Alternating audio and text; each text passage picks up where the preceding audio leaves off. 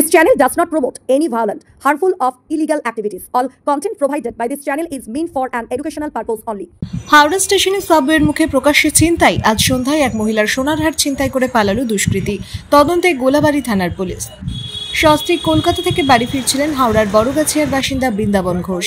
তিনি পেশায় পান ব্যবসায়ী। হাওড়া স্টেশনে 12 নম্বর সাবওয়ের মুখে তিনি সন্ধ্যে 6টা নাগাদ ব্যবসার জন্য পান কিনছিলেন। পাশে দাঁড়িয়েছিলেন তার স্ত্রী মিঠু ঘোষ।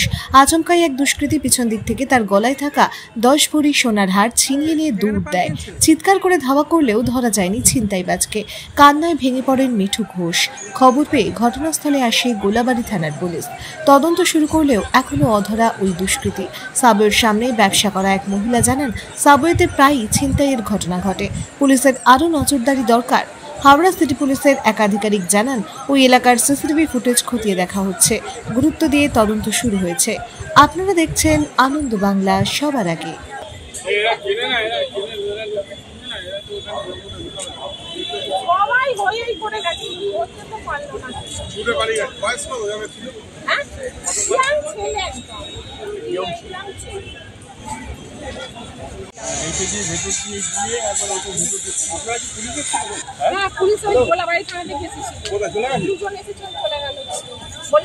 আমরা যা করবার করছি আপনারা চলে যান।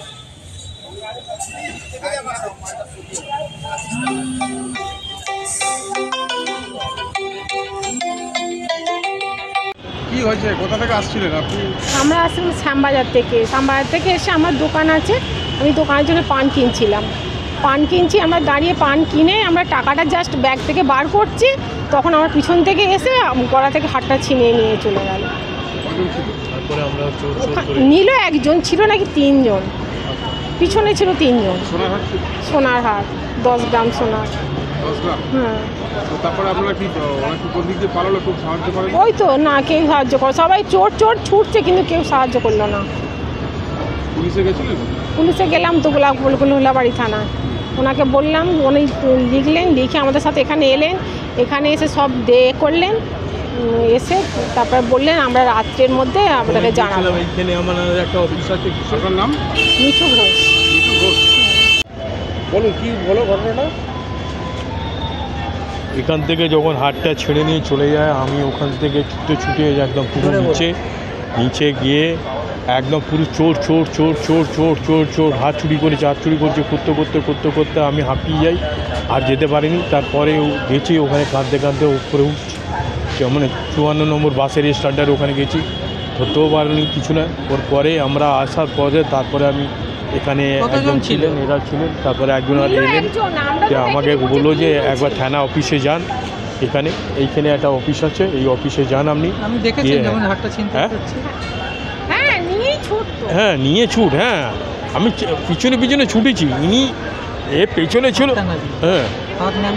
হ্যাঁ ছুটেছি, ছুটবার পরে উনি তো একদম পুরো ইয়ং ছেলে তো, মানে দৌড়াচ্ছে।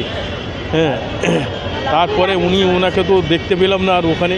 তারপরে স্বামী স্ত্রী তো উনি আমার ওয়াইফকে নিয়ে সমস্ত সব এসে তারপরে কি কান্নাকাটি করছিলাম, আর হাত ধরে ওনাকে অফিসে গেলাম। ওনার অফিসে গিয়ে বললো স্যার এই ব্যাপার, বললো আপনি এক কাজ করুন, আমি গোলাবাড়ি থানায় গিয়ে একটা এফআইআর লিখুন।